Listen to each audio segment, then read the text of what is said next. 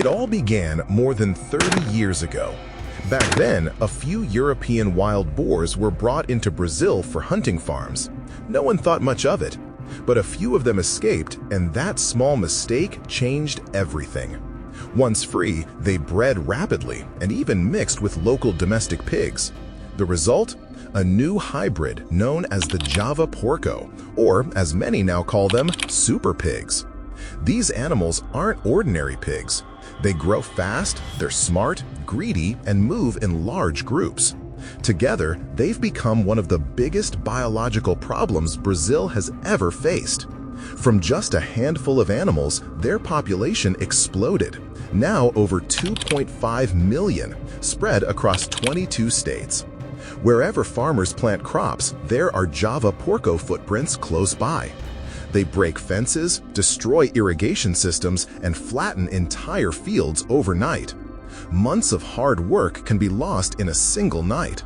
Farmers not only lose their crops, they also have to spend thousands of dollars repairing fences, fixing broken pipelines, and trying to bring their land back to life. When modern solutions failed,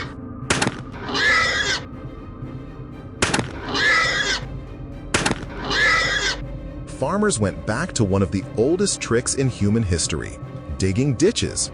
But these aren't small roadside ditches. These are deep trenches built using modern machines. Excavators cut through the soil like scalpels, digging trenches 2 meters deep and 3 meters wide, big enough to stop any wild pig from crossing. In the state of Mato Grosso do Sul, 14 farmers joined hands to dig a 4.6-kilometer ditch around their soybean, corn, and pasture fields. They called their project Soyaria, half joke, half statement, meaning their land had become a no-go zone for wild boars. And the results? Remarkable.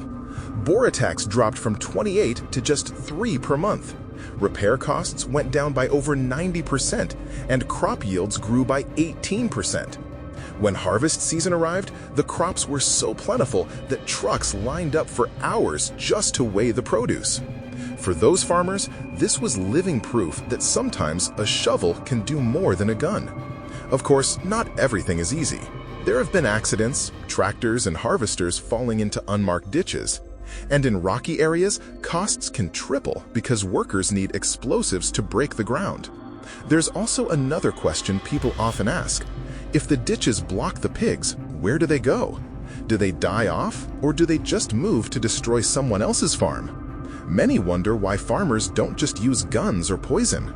But the truth is, guns can't stop millions of pigs, and poison is too risky. It can kill other animals, harm the soil, and even enter the food chain. So, some farmers turn to technology. Drones with thermal cameras now patrol the skies at night, spotting pigs before they attack. Some farms even use robot sentries that move along the ditches, checking soil pressure and automatically repairing weak spots.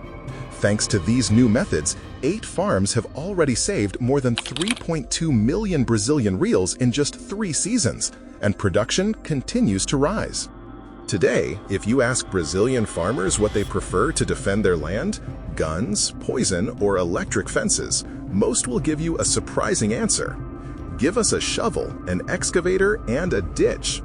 Because in the battle against the smart, powerful super pig, sometimes old wisdom beats modern weapons. Shovels instead of guns, ditches instead of fences. And with these earthen walls, Brazilian farmers are protecting their crops, their families, and their hope. What do you think of this fight between man and nature? Share your thoughts in the comments below, and don't forget to like and subscribe so you never miss another real-life story like this one.